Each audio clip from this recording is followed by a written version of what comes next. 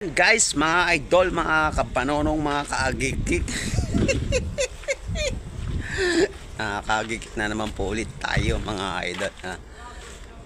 Paalis na po tayo at tayo pupunta po ng palengke at mamimili po tayo ng ating paboritong isda na matagal na naman po tayo hindi nakatikim ng ating paboritong isda, kaya tayo magsasabaw ngayon, araw po ng Biyernes. Mayroon po kasi magluto ng may kamatis o masarsa pag may pasok kami, kasi madali pong mapanis kasi mainit po yung kwarto namin, kasi pinapatay po lahat ng mga ilaw pati yung aircon. Kaya pag ikay mayroong ilutong ganun na masarsa o may kamatis, minsan di po umabot ng kinabukasan kasi nga sobrang init. Kaya pag nagsasabaw po tayo ay tinatapat po natin na araw po ng Biyernes para andito nasa kwarto tayo maghapon at malamig yung place, at para kinabukasan may ulam ulit natin. Ayan guys, dito na tayo sa tindahan ng isda. Kung nakikita nyo, yung iba isarado pa, sa hapon po yata ito, pero sa oras na ito alas 10 na po. Kaya lang hindi tayo sarado pa talaga. Maghanap tayo ng bangus, makawala tayo mahanap na bangus dito, mauwi tayo sa hasa-hasa. Ganito natulog ni Miming, malamig kasi dyan, marami yelo. Ito.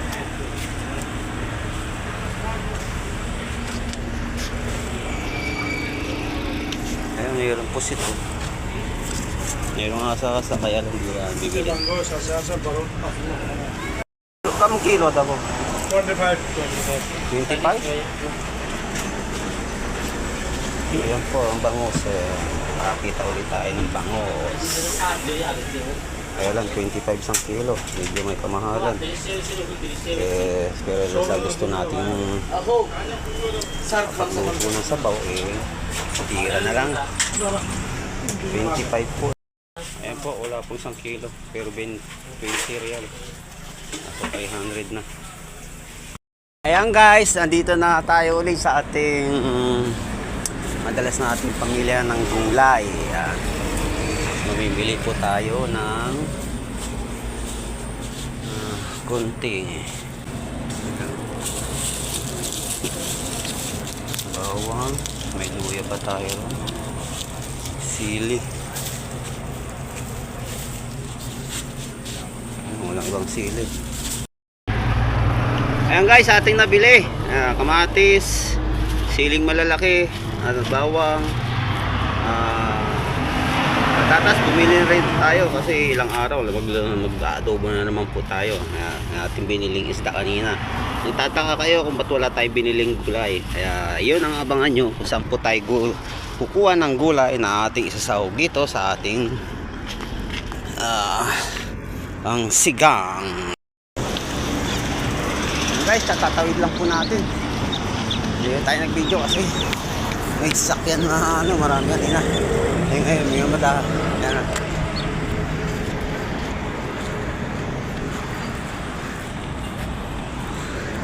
Grabe yung sikat ng araw, init. Talagang papawisan ka rito. Talo pa yung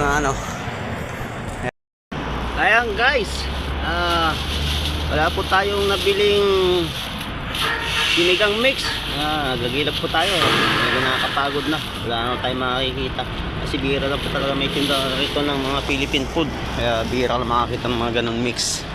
Yan, bumili na lang po tayo ng lemon. Yan, at tayo pa uwi na mga idol, at para makapagluto na tayo, gutom na. Hello guys, ito na po yung finale kung saan tayo kukuha ng ipang sasahog nating gulay. Dito tayo sa ating taniman. Yan guys, ating sasahog. Yan, shout out po sa ating mga idol. Yan, na sumusuporta, na walang sawang sumusuporta mula noon hanggang ngayon. Yan. Sa other nationalities, thank you so much din po sa inyong lahat. Sa ating mga kaibigan na iba't ibang lahi, thank you. Ating dito tayo kukuha yan. Ano na po natin yan. Sabay na po natin kasi konti lang ng puyo. Pares naman talbos yan. Talbos ng kamote at kangkong. Meron po tayong palaya dyan. Tangan nyo, pag naluto na yung ating paboritong sinigang na bangus. Ating Indonesian, my friend. Indonesian. Ayan na po yung ating lulutuin. Inuha po natin sibuyas sa kamatis. Dito na po tayo naglagay ng luya. OFW naman po tayo eh. Kung ano lang pong meron, yun na lang po. Ito na po yung ating bangus na nilinis at yung sili. Siyempre, dito yung dahon na ating kinuha kanina. Yan guys, kulo na yung ating ano yun. Lagay na natin yung isda, ating paborito. Guys, lagay na po natin yung lemon na ating binili. Dahil wala po tayo nabiling sinigang mix. Kaya lemon na lang. Pero kaya parang natura lang asim yan. Yan, plana po natin mga idol, mga kabanonong, guys, mga kagik. Kaya nila natin ng paminta. Palasa po yan. Konting bechin. At syempre hindi mawawala ang asin. Yan. Kung kayo po ay medyo mataas ang panlasa, dagdagan nyo na lang po yung asin. Ayan guys, okay na po siya. Ilalagay na po natin ang ating hinarvest na gulay, talbos at kangkong at kamote. Ayan. Sabay na rin po natin ang sili dahil gulay naman po yan. Madali lang naman din po maluto yan. Ating po siyang tatakpan ng 2 minuto, mga idol. Mga kabanonong, mga kagik, at luto na po yung ating menu. Ayan, litaw po yung ating paboritong ulo ng bangus. Ayan, isa yung paborito natin sa kayo dyan. Thank you for watching!